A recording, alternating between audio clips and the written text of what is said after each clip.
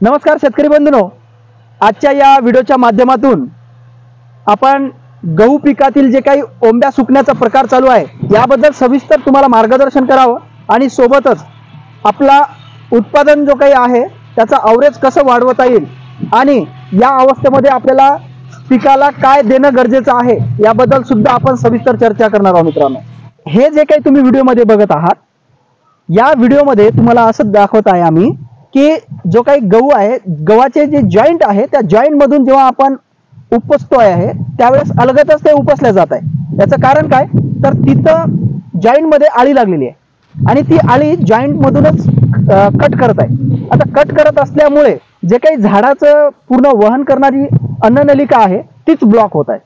मग आता ही अन्ननलिका ब्लॉक होत असल्यामुळे जे काही अन्नद्रव्य आहे, पाणी आहे, सगळ्या गोष्टी टोकापर्यंत सप्लाय होत नाही।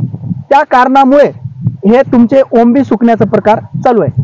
मग आता यावरती तुम्हाला काय फवारणी घ्यायची आहे हा पण महत्त्वाचा विषय आहे। तर मित्रांनो, ही जी काही समस्या आहे गव्हामध्ये ओंबी सुकण्याची, तर यावरती उपाय म्हणून मी तुम्हाला 2-3 घटक सांगतो आहे। त्यामध्ये तुम्ही सगळ्यात महत्त्वाचं म्हणजे ओंबी सुकत आहे तर त्यामध्ये आळी आपल्याला दिसून येत आहे, तर आळीला कंट्रोल करण्यासाठी आपल्याला अलिका नावाचा घटक आपण घेऊ शकतो, ज्यामध्ये लॅम्बडा सायलोथ्रिन आणि थायमेथोक्झेम आहे, किंवा आपण प्रोक्लेम सुद्धा घेऊ शकता। येथे गॅस पॉइझन पण चांगलं काम करेल, ज्यामध्ये परफेनोफॉस असेल, ज्यामध्ये सायपरमेथ्रिन असेल, असे कुठलेही कंटेन तुम्ही फवारणी करू शकता।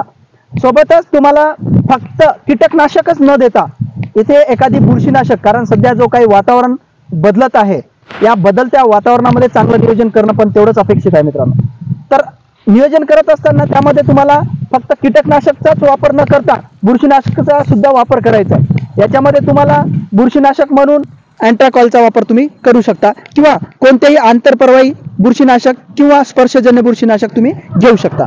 त्या व्यतिरिक्त मित्रांनो, आपल्याला खत व्यवस्थापन करणं पण तेवढंच गरजेचं आहे।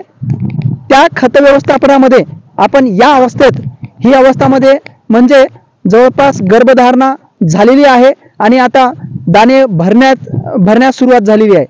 तर दाणे भरण्याच्या अवस्थेमध्ये सगळ्यात जास्त म्हणजे पोटॅशची गरज आहे आणि सोबतच आपण फॉस्फरस जर देत असेल तर पेशी विभाजनासाठी सुद्धा मदत होईल। मित्रांनो, तर त्यासाठी आपल्याला 05234 सोबतच बोरान हे घेऊन फवारणी करायची आहे। ही जे ओंबी आहे या ओंबीमध्ये दाणे भरत आहे, तर दाणे भरण्याच्या अवस्थेमध्ये सगळ्यात जास्त जर अन्नद्रव्याची जर गरज असेल तर ती म्हणजे फॉस्फरस आणि पोटॅश।